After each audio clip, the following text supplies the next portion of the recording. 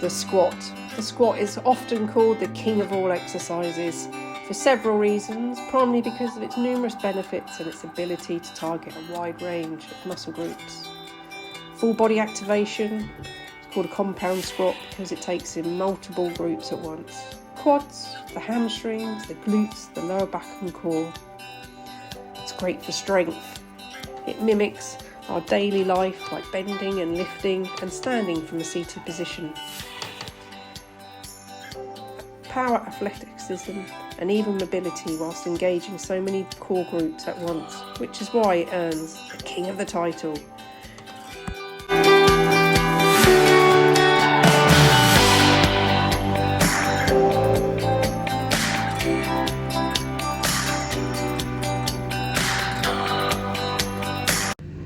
So before we go into any of the movements, I want to go through a good few key points that we need to make sure that we do before we commence with any weight on us.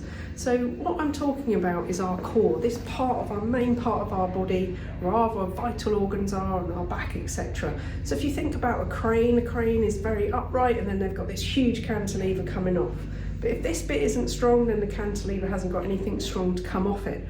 So why do I talk about that? Because you could resemble it kind of the same, that this is our big upright and we need something nice and strong for our levers to come off. Our levers being our hand, our arms and our legs, etc.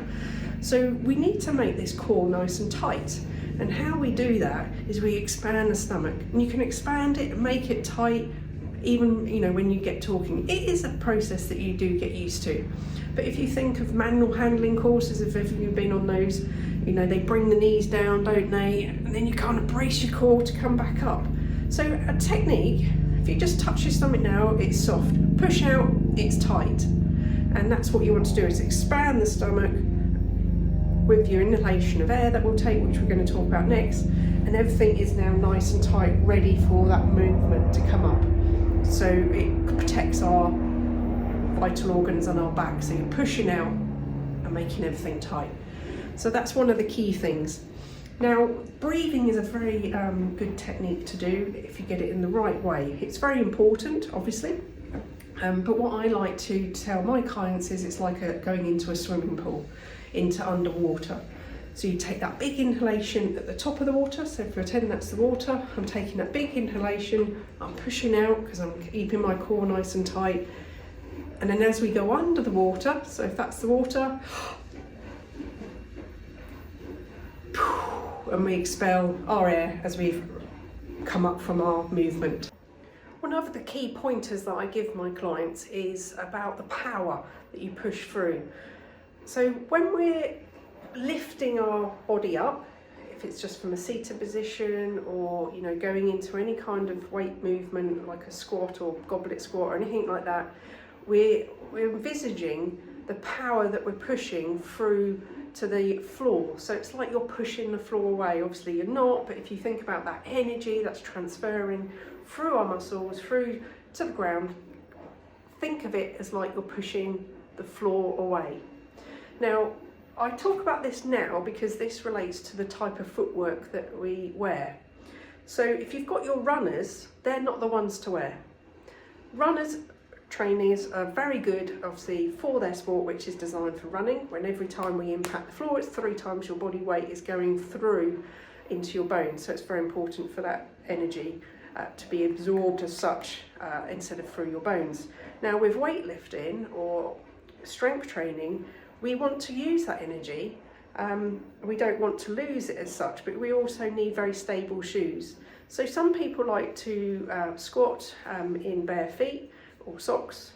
Some like zero drops.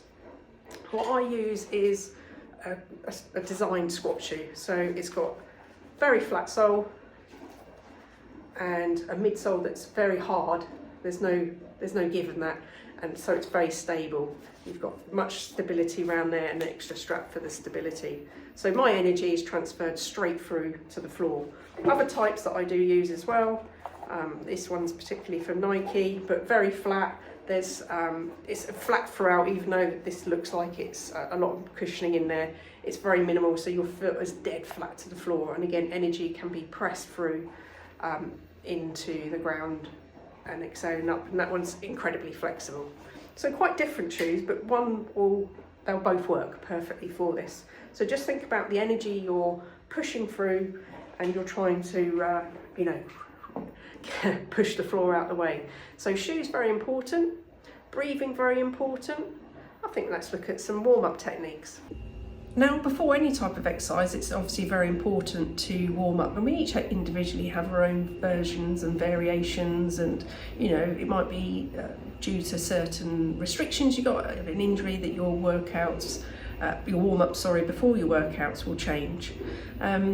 So very important now to start increasing the heart rate, get that blood flowing to the vital muscle groups, etc., and prepare for your workout. So today I'll just take you through some of the ones that I use, particularly for lower leg day. Just what I've learned over the years is key for me to be able still to do my squats. So one of the ones that I like to do is just straight over crossover. So my leg is dead flat, my left leg is dead flat. I've brought my right one up and I'm using my left hand to really pull on it, and that'll be a nice stretch here. So this I've done, before I've done this one, I would always do some sort of body weight work, squats, even walking up and down for a while and doing some, like dynamic stretches, etc. And then I'll go into this opening up the hips. So I'll keep this held on for a period of time, just so I can feel how it changes. Sometimes it gets tight and then it starts to loosen. Everyone is different. Just see how you go.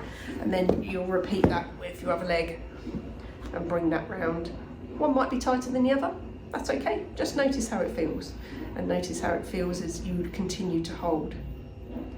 So once I've done those, I'll do some ankle movements, just make sure my ankles are out, have it all loosened up.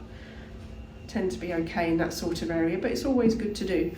One of the other ones, I'll just move bits out of the way, is this one here. So I'm using the back of my elbow to push against my legs, and that is opening up my hips again. So I'm just keeping that movement on. And again, not everyone can do this one. It all depends on your restrictions from your Achilles. Some people have tight Achilles and it doesn't allow them to come down into this movement. We'll talk about that one again in a moment. But yeah, this one's a lovely one to hold on to. Some people can sit like this for ages. So from the front, it looks like that. So pushing my hands across. If I want to do even more, I can do it like that. But yeah, as you can see, my feet are dead flat. So yeah, that's a good one to do. So some people struggle with the squat, and why do they do that? Well, it could be down to your genetics and your hip, where your hip is. If you've got wide hips or you've got long femurs, long legs, then that will be all to do with your genetics basically. But we can all do a squat with some variation so we can get the best out of it. And it's just learning about your body and how it moves, etc. So as I mentioned just a moment ago, I'm able to put my feet flat on the floor like I am now and lean forward because I've got very good flexibility with my ankles. I'll put the camera down so you can see what I mean by this. So as you can see, foot is flat on the floor and my lower leg from my ankle is able to come up at that angle. Now this is where some people find this tight. So if this part is tight, your Achilles area, then there are things that we can do to assist to allow you to get to that lower squat. So if I sit like this, you can see the position again. Now if I didn't have that flexibility and I was more here, then slant boards come into play. Now, just got this off Amazon. You get 3 of them, because you can make them as different heights, so depending your restrictions or what you're looking to get from it. So if I plop those down there now, and again I put my heel up, you see I don't need to come forward as much because the heel raisers, the ramps, are doing that for me. So you can see if I remove that, I have to come forward more, and if I come up, I don't need to come forward as more. So yeah, these are fantastic. Very good little purchase, cheap as. Now we talk about the squat, but there can be variations in the squat. There can be the traditional squat in a bar that we'll demonstrate in a moment, or there could be goblet squats and box squats. So box squat could be, you could relate back to being lifting off from a dining chair or something like that, or from your sofa at home. So we'll just go through that now, because I just want to bring in the hip movement of that, the hip hinge we call it. So you hinge at the hip. So basically we're standing, we hinge at the hip, so it's like when you go and sit down, isn't it? So this is my seat, sorry. So we hinge at the hip, we bend our knees and we come down, and then we lift off. And we come down and we lift off. And to make that harder, we add some weight to hold, some sort of weight to come from that. So you're coming from a dead ground, as in the seat. You might want to put your hands out in front, or you might want to do this. Now the important thing is not to bring your feet closer, which is what we tend to do when we lift from a seat. So keep your feet slightly further out, like, it's very easy to bring your feet in and lean forward. Cheating, we're not doing that. So we keep our feet out and we come up. And we come down and we come up. Box squat, that's it. Now, the other one is the goblet squat. So, going to bring back the ramps, just so I can get very low. I don't always use them, but today, whilst we got them out and whilst I spoke about them, let's use them. So, and we call it a goblet squat because the way we're going to hold our weight looks like a goblet. So that's why it's like it. So I've got my ramps out, which are just here, as you can see them there. And I'll just move them. So I'm going to place half my foot on there, like this, and you'll see me in a moment. There's the hold of the goblet. Let's pick it back up. There we go.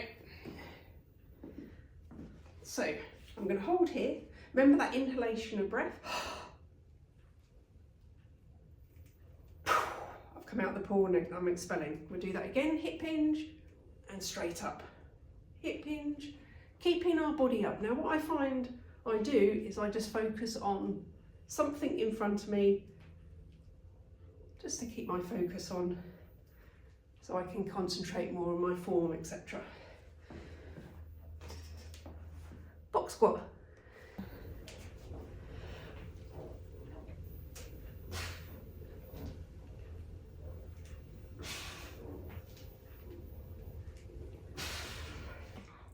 Now, just quickly, before we go on to the squat with the bar, the box squat we use and the goblet squat we use as part of our training to overall come stronger.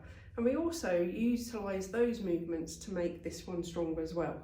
Gets more technical, but why do we have those variations? Well, we have those variations to ultimately get us stronger, but also could be to do with our mechanics of our body, and we prefer one to the other just purely how our dynamics of the hips, etc. that we discussed. The goblet squat, the benefits are though that you've got the weight in front of you, so therefore it's activating more of the core.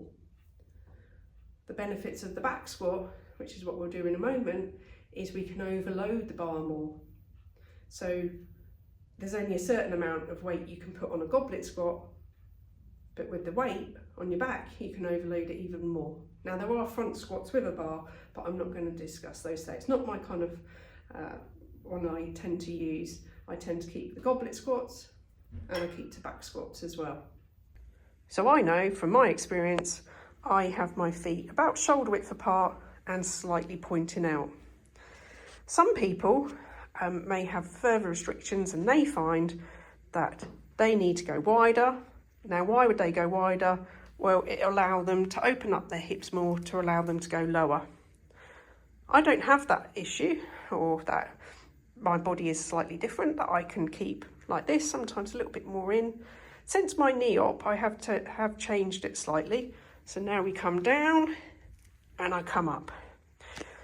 Visualise that and remember it, because that's always going to be the one. With the goblet squat, when we do that, this will be narrower, and then we bring our knees out in front and power up. They can come out if they need to, Just practice and you'll notice which one allows you to go deeper. Some people want to be a bit wider, and it allows the hips to be opened and allow them to drop more.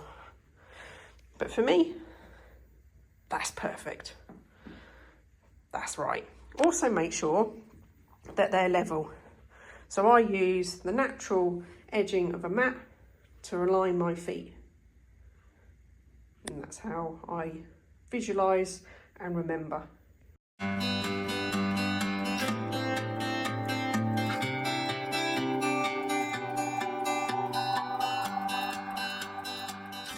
So with the back squat, we're going to keep the breathing correct, the same as what we've discussed.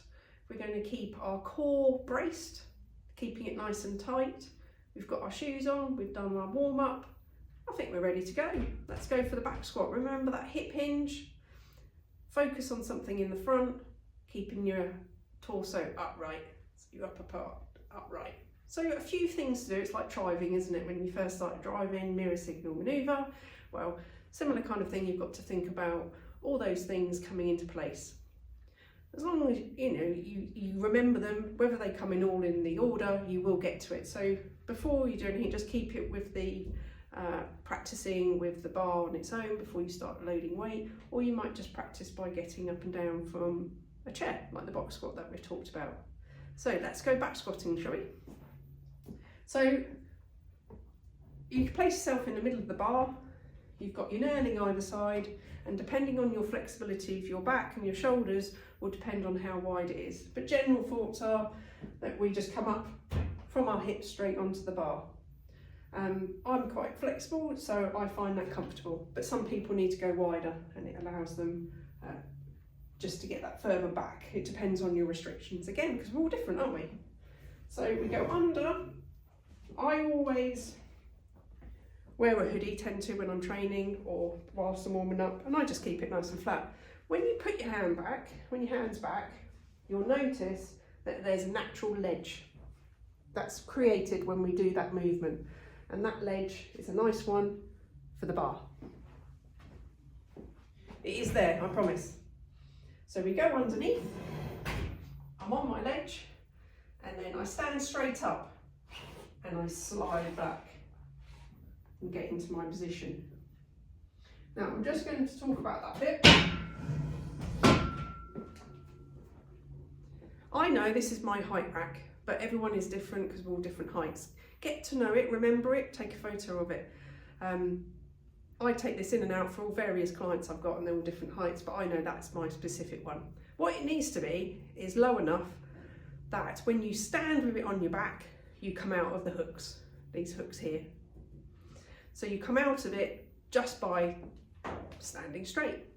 And then we gently, I slide out, just because when that is loaded heavy, it needs to be safe.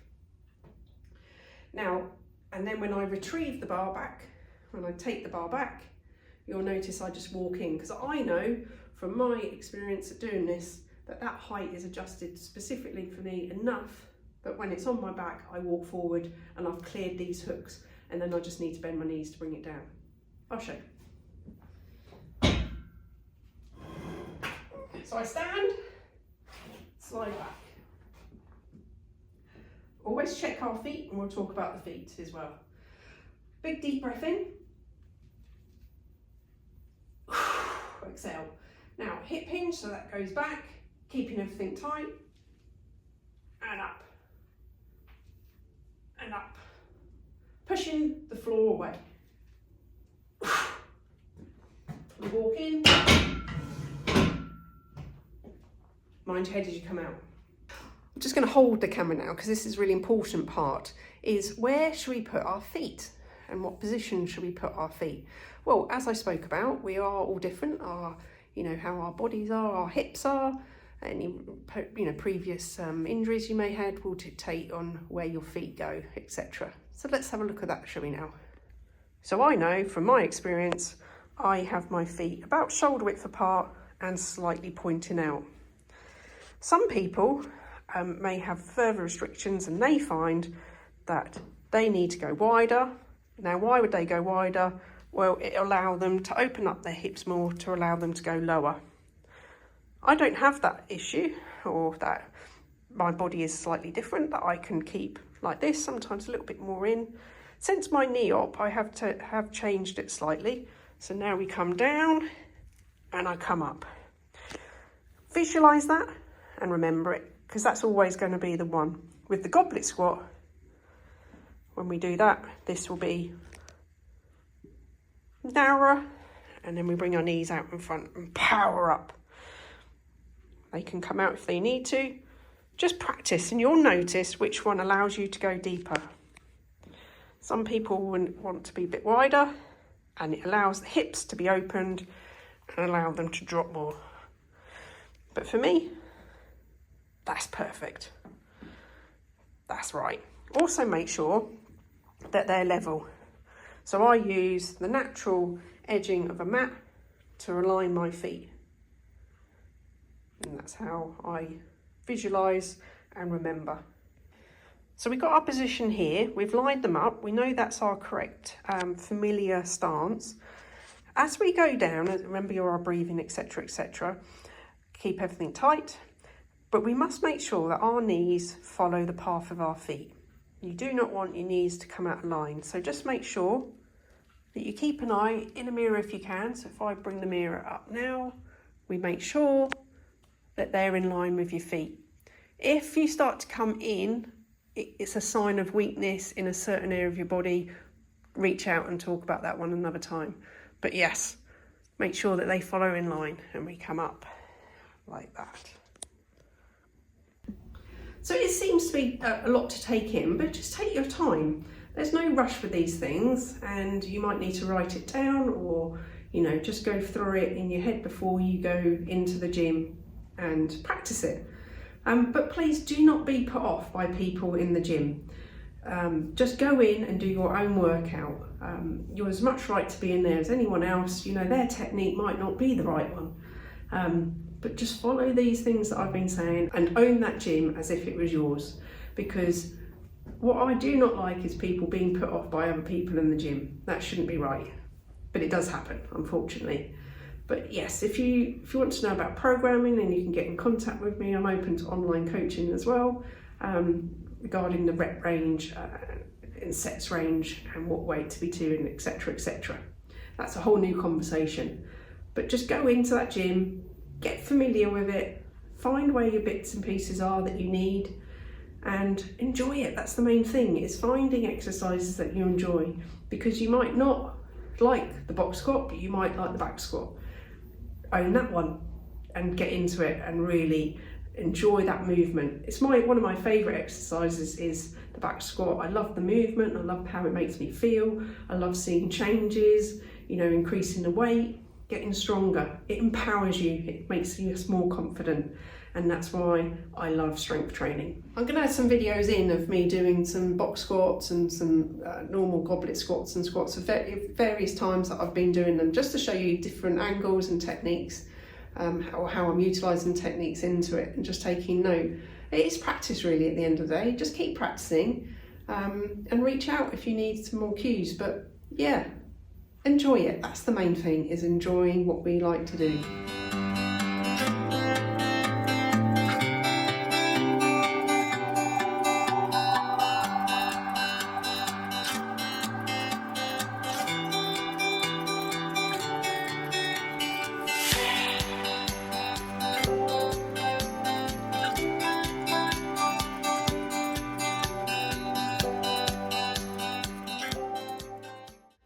Like the video today. I really enjoy doing it, but I do need your support by liking and subscribing. I'm starting to make an over 40s playlist, which you'll find just here. Click on that link and just, there'll be lots of value for you to take away.